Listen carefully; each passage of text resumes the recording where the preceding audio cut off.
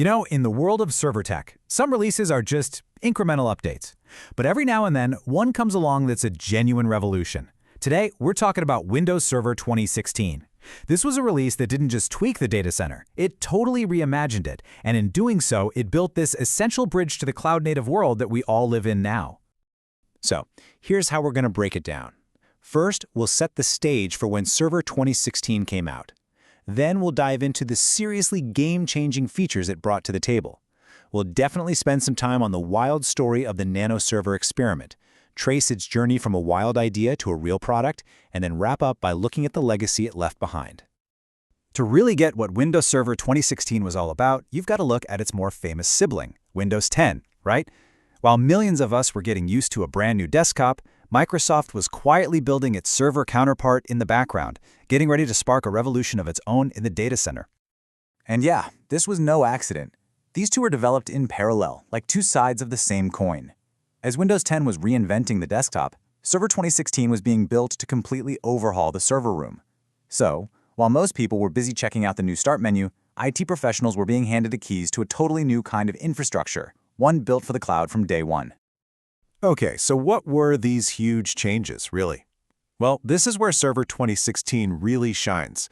This wasn't just about a few minor tweaks. This was about introducing the fundamental building blocks for what we now call the software-defined data center. The network controller. That was a huge deal. All of a sudden, you had this one central automated place to manage your entire network. That, plus really powerful stuff like VXLAN support, which is basically a way to create flexible, private networks on top of your existing hardware. This was Microsoft's big, bold leap into software-defined networking. And Hyper-V, the virtualization platform, got a massive power-up. Just imagine being able to upgrade your entire server cluster without any downtime at all. That's what rolling upgrades gave us. But the real star of the show? Shielded virtual machines. This was just a groundbreaking security feature. It could lock down a VM so tightly that not even the admin of the physical server could peek inside. That's a whole other level of trust. Of course, you can't modernize the data center without modernizing storage. Storage Spaces Direct was, frankly, monumental. It let you take a bunch of regular servers, use the hard drives already inside them, and weave them into this incredibly powerful and resilient storage system. It was like turning off-the-shelf hardware into a high-end storage array. And right alongside that, storage replicas gave you that critical safety net, mirroring your data in real time for disaster recovery. Now, as incredible as all those features were, Microsoft was also working on something way more audacious. It was an experiment that basically called into question everything we thought a server OS should be. It was called Nano Server. The whole thing started with this simple but kind of profound question. What if we just threw out everything that wasn't absolutely necessary? Everything. The graphical interface? Gone. Support for old 32-bit software? Nope. The normal way you install it? Forget it. What would even be left? And more importantly, what would you gain? Well, the results were just staggering. A 93% smaller footprint? That means way less storage and much faster deployments. But look at this one, 92% fewer critical security patches. That's not a small improvement, that's a massive reduction in your attack surface. And 80% fewer reboots? That means way more uptime.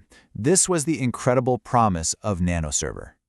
This just forced a whole new way of thinking. Nano Server was headless, no desktop, no local login screen, nothing.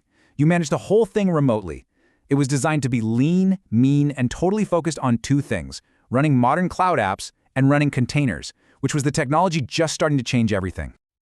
An operating system this revolutionary doesn't just show up overnight, though. It was actually built out in the open through a series of technical previews that gave the whole IT community a front-row seat to test and, honestly, to help shape these brand new ideas. You can really see that two-year journey right here. It kicked off in late 2014, but notice the key moments. Nano Server shows up in May 2015, and just a few months later, Windows containers. This tells you that these cloud-native ideas weren't an afterthought. They were baked into the DNA of this project from the very beginning. The whole thing finally went live for everybody in October 2016. But the innovation wasn't just technical. The launch of Server 2016 also completely changed the business side of things, specifically licensing. And this wasn't some random decision. It was a direct response to the fact that server CPUs were changing, fast. The change was pretty simple, but it had a huge impact. Licensing moved from being based on CPU sockets to being based on CPU cores. So, in the old days, you paid based on how many physical chips were in the server. With Server 2016, you started paying based on how many processing cores it had. As CPUs with dozens of cores started becoming common, this totally changed the math for businesses buying new hardware. So when you look back at everything that went into it, what is the lasting legacy of Windows Server 2016? Where did things go from here? And maybe most importantly, what does it all mean if you're still running it today? Well, Server 2019 came next, and that kicked off an even faster release cycle.